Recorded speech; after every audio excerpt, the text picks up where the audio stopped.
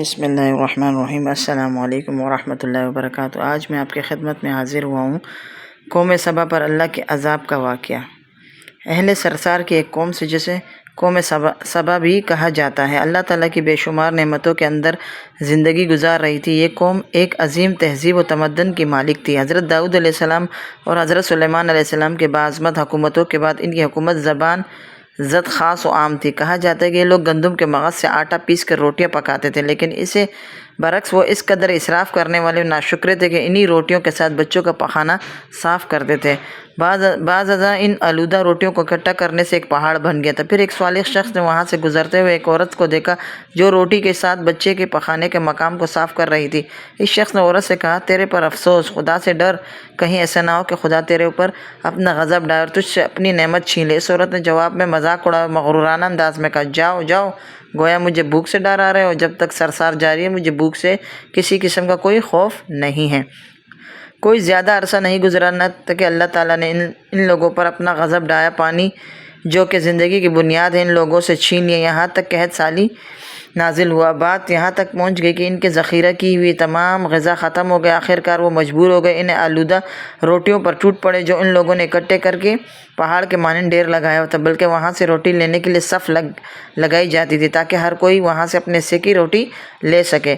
کفران نعمت، قحط اور ان کی بدحالی کے بارے میں متعدد روایت موجود ہے۔ سورہ نحل کی آیت نمبر 112 اور 113 میں یوں ارشاد ہوا، اور اللہ نے اس بستی کی بھی مثال بیان کی جو محفوظ اور مطمئن تھی۔ اس کا رزق ہر طرف سے باقاعدہ آ رہا تھا، لیکن اس بستی کے رہنے والوں نے اللہ کی نعمتوں کا انکار کیا تو خدا نے انہیں بھوک اور پیاس کا مزہ چکھایا، صرف ان کے ان اعمال کے بنا پر جو کہ وہ انجام دے رہے تھے۔ اور یقیناً ان کے پاس رسول آیا تو ان لوگوں نے ان کو جھٹلایا تو پھر ان تک عذاب آ پہنچا۔ یہ سب ظلم کرنے والے تھے۔ اسی قوم سبا کے بارے میں ایک اور واقعہ بیان ہوتا ہے کہ ان لوگوں نے اپنی زراعت کو بہتر طور پر کاشت کرنے کے لیے پانی ذخیرہ کرنے کی خاطر بلکہ دو پہاڑوں کے درمیان ایک بہت بڑا بند محراب تعمیر کیا ہوا تھا۔ سوراخ اور دوسرے پہاڑوں سے گزرا ہوا پانی اس بند میں آ کر وافر مقدار میں جمع ہو جاتا تھا۔ قوم سبا نے اس پانی سے صحیح طور پر استفادہ کرتے ہوئے وسیع و عریض بہت ہی خوبصورت باغات لگائے اور کھیتی باڑی کو رونق بخشی۔ ان باغات کے درختوں کی شاخیں اس قدر پھلوں سے لدی ہوئی تھی کہ کہتے ہیں کہ اگر کوئی شخص سر پر ٹوکری رکھ کر ان کے نیچے سے گزرتا پھل خود بخود ٹوکری میں گرنا شروع ہو جاتے اور قلیل مدت میں ٹوکری تازہ پھلوں سے بھر جاتی۔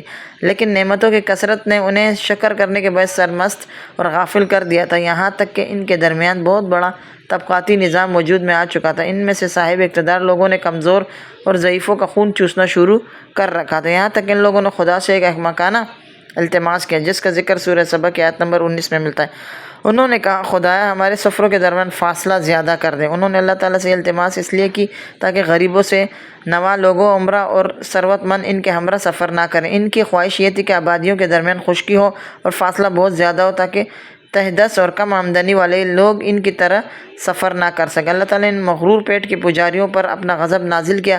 بعض روایت کے مطابق ان مغرور لوگوں کی آنکھوں سے دور صحرائی چوہوں نے معرب نامی بند کی دیواروں پر حملہ کر کے انہیں اندر سے کھوکھلا کر دیا۔ ادھر سے بارشیں زیادہ ہوئی جن کی وجہ سے سیلاب آ گیا اور اس بند میں پانی بہت زیادہ اکٹھا ہو گیا۔ اچانک بند کی دیواریں ٹوٹی، اس سے ایک بہت بڑا سیلاب آیا جس میں تمام دیہات، آبادیاں، مال مویشی، باغات، کھیتیاں، ان کے محل اور گھر پانی میں غرق ہو کر نابود ہو گئے۔